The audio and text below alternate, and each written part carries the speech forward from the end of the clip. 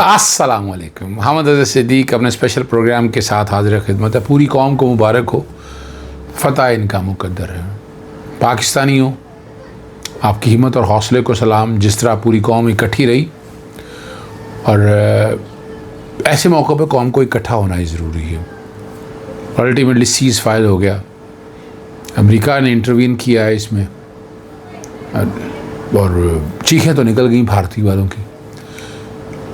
इस सारे मामले में जो है ना, एयर फोर्स ने तारीख रकम की है और मानना पड़ेगा आपको, ठीक है ना जी।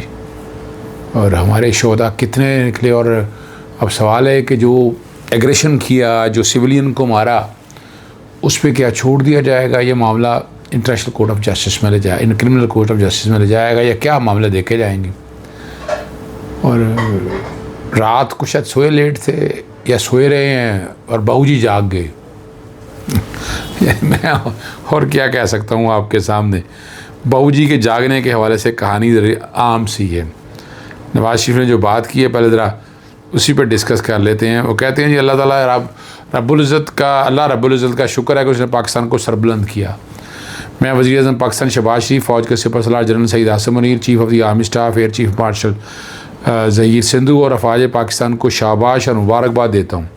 पाकिस्तान अमन पसंद मुल्क है, अमन को तरजीह देता है, मगर अपना दिफा भी जानता है। पाकिस्तान जिंदाबाद। ये नवाज शरीफ साहब जाग गए और गहरी नींद सोए हुए थे लगता है, मैं यही कह सकता हूँ। और हम क्या कर सकते हैं? आपके सामने हालात भी आपके सामने, इसलिए वही रखने हैं जो बातें सारी सामने आ चुकी हैं। अच्छा, यहाँ नसरुल्लाह मिन फ़तहुल करीब, ये बात बड़ी वाज़ेह तौर पर है। और एक जो बात है, अब इस कॉन्टेक्स्ट के हवाले से अगर देखा जाए, डोनाल्ड ट्रंप ने जो कहा, after long right of talks mediated by the United State, I am pleased to announce that India and Pakistan has agreed to a full and immediate ceasefire. Congratulations to both countries on using common sense and great intelligence. Thank you for your attention to this matter. आज एक सवाल तो पूछना चाहिए जनाब Trump साहब से, Israel में क्या किया आपने? वहाँ ख़त्म करा सके? क्या फ़लस्तीन चाह रहा था कि नहीं बंद होनी चाहिए, या इसराइल चाह रहा था? ये सवाल तो उठेगा और आपसे सवाल किया जाएगा। यहाँ वजह थी कि इंडिया का नुकसान ठीक ठाक हो रहा था, इंडिया फंस चुका था एयर डिफेंस सिस्टम। और ये कहाँ क्रेडिट जाता है कि हुकूमत चाइना ने पूरी मदद की पाकिस्तान की और ऐसा निज़ाम दिया इसको। अगर हम अमेरिका और रूस के ज़िम्मे होते, उन्होंने रशियन टेक्नोलॉजी इस्तेमाल की और अमेरिकन टेक्नोलॉजी, हमारे पास जो पोजीशन थी वो आपके सामने, F-16 की क्या पोजीशन है वो आप समझ सकते हैं इस बात को। तो ये जब समझ आ गई कि ये तो इंडिया का सत्यानाश हो जाएगा, सत्यानाश हो जाएगा, अल्टीमेटली इंडिया को बैकफुट पर जाना पड़ा। और क्रेडिट जाता है बाखुदा हुकूमत चाइना को, मुबारकबाद देता हूँ उनको, शुक्रिया अदा करता हूँ हुकूमत चाइना का, जिस तरह उन्होंने साथ दिया साथ पाकिस्तान का, और पाकिस्तान इतनी बड़ी कामयाबी से हमकिनार हुआ। छोटी कामयाबी नहीं है, बहुत बड़ी कामयाबी है। देखते हैं कि वही अमेरिका जो है वो इसराइल और फ़लस्तीन के मामले में क्या करता है, वहाँ क्या हालात बनाता है। वरना तो आज तक जितनी भी ये जंगें हुई हैं, बेनिफिशरी इसमें कौन से रहे हैं? तो चाइना का एक पॉजिटिव कैरेक्टर इस हवाले से है कि चाइना को असला भेजने से इंटरेस्ट नहीं है, यानी एक बात बड़ी वाज़ेह आ गई। वरना तो आपको पता है ये बड़ी जो बड़ी हुकूमतें हैं, जो सुपर पावर है, उनको तो असले से कंसर्न है कि उनका असल बिकना चाहिए, उनका नाम इस तरह बिकना चाहिए। अब ये बात तब सामने आ चुकी है। और जैसे डोनाल्ड ट्रंप ने कहा कि हम सालसी में एक तवील बातचीत के बाद ये उन्होंने कहा उन्हें खुशी हो रही है और हिंदुस्तान पाकिस्तान मुकम्मल तौर पर जंग बंदी का इत्तफाक़ किया। उन्होंने कॉमन सेंस और अजीम जहानत के इस्तेमाल पर दोनों मुबारकबाद भी दी, ठीक है जी। इसाक डार का बयान भी आ गया और सीज़ फायर का ऐलान कर दिया, उधर से इंडियन का भी आ गया, कौम को फ़तह मुबारक हो। और एयर फोर्स ने बड़ा किरदार अदा किया। एयर फोर्स जिंदाबाद, पाकिस्तान फ़ौज जिंदाबाद।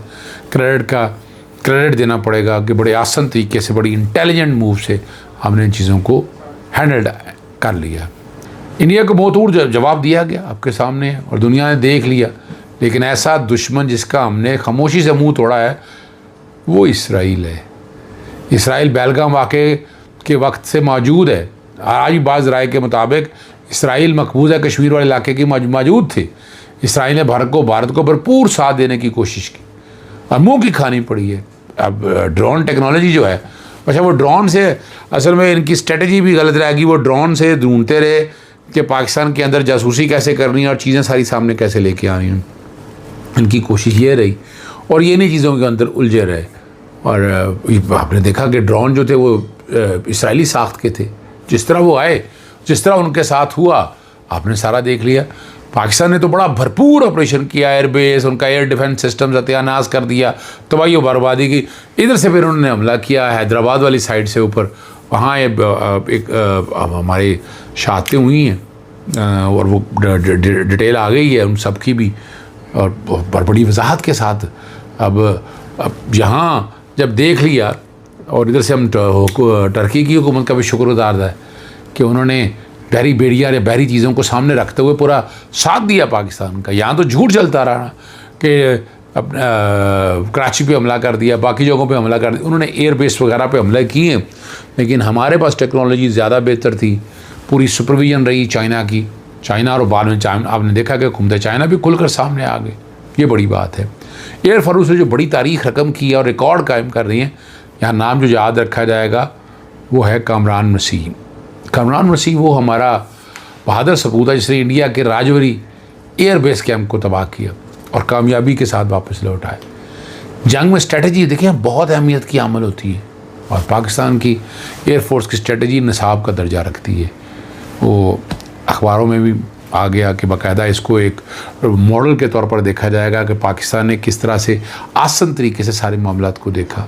यानी पाकिस्तान ने इतना बड़ा टारगेट अचीव किया है, ये टारगेट छोटा नहीं है और हमें इस टारगेट की बड़ी खुशी है, बहुत खुशी है। कौम को फतह मुबारक हो, फतह मुबारक हो कौम को। हमारे 45 शहरी जो है ना वो शहीद हुए, मासूम बच्चे शहीद हुए, मसाजिद शहीद हुई, कुरान पाक शहीद हुए और एक ही ख़ानदान के 10 अफराद शहीद हुए।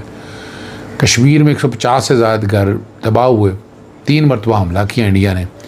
जवाब में पाकिस्तान ने एक हमला भी तवाज़न करने के लिए 2 मज़ीद हमला करना भी बाकी थे कि फार्म 47 वाले उर्दली रजीम जो है वो शायद पीछे हट गई या क्या कर दिया उन्होंने। लेकिन यहाँ तो पाकिस्तान ने ऐसा कमाल कर दिया है और नवाज़ शरीफ जंग जीतने के बाद अपने रिश्तेदारों का इशारतन भी जिक्र नहीं किया। सही है ना जी। और मैंने आपके सामने ये पहले बात बता दी कि ये जंग बंदी से कुछ अर्सा कबल जामशोरों के करीब है ना जी, PF बुलारी एयरबेस पर भारतीय मिसाइल से F-16 हमला किया गया।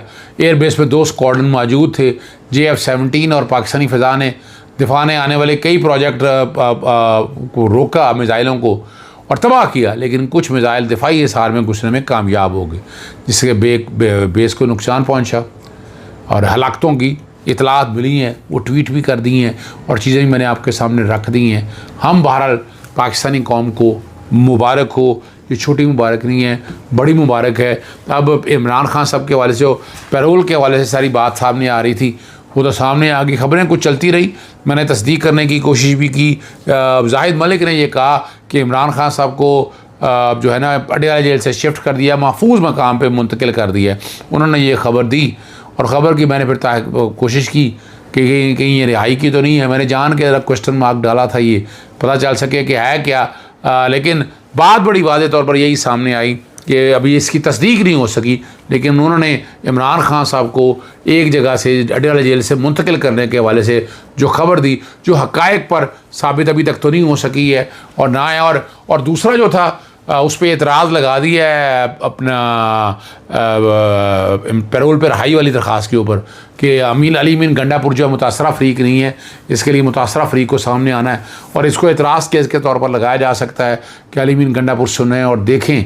लेकिन जो टारगेट अचीव होना था या जो बातें सारी सामने आनी थी वो तो अब सामने आ गई है और इमरान को पैरोल पे भी रहा नहीं नज़र आ रहा। इसमें अलीमा खान साहिबा ने भी बात बड़ी वजाहत के साथ कर दी थी और उन्होंने क्या दिया था कि नहीं होना। लेकिन एक जहाँ तक मेरा नुक्ता नज़र था कि पैरोल पर रहाई का तरीक़ाकार मौजूद है। नवाज शरीफ भी हमने देखा, लेकिन उसमें इस्टेब्लिशमेंट साथ थी। फ़र्क सिर्फ इतना है, उसमें इस्टेब्लिशमेंट ने नवाज शरीफ को निकाला था, मुल्क से बाहर भी इस्टेब्लिशमेंट ने निकाला था। अब जो है इस्टेब्लिशमेंट वो इमरान खान के साथ नहीं। ये फ़र्क आप बड़ा फ़र्क कह सकते हैं कि इस फ़र्क की वजह को सामने रखते हुए शायद ऐसा पॉसिबल नहीं हो सका। इजाज़त चाहता हूँ। अस्सलाम वालेकुम, अल्लाह हाफ़िज़, पाकिस्तान जिंदाबाद।